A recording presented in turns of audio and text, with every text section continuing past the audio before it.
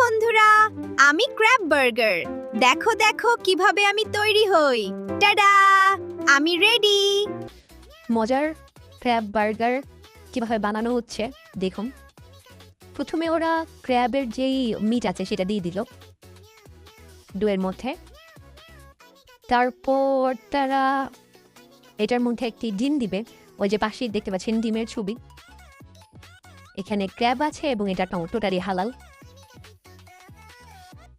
ফানফেক, এটা কিন্তু বাটার দিয়ে তৈরি হয়। এই বার্গারটা হেলথের জন্য অনেক ভালো। আপনি চাইলে এখানে শ্রিম বা চিকেনও অ্যাড করতে পারেন। তো আমরা ক্র্যাবটাই চেয়েছিলাম ওদের কাছে, যে ক্র্যাব দিয়ে বা সি ফুড দিয়ে বানানো হোক।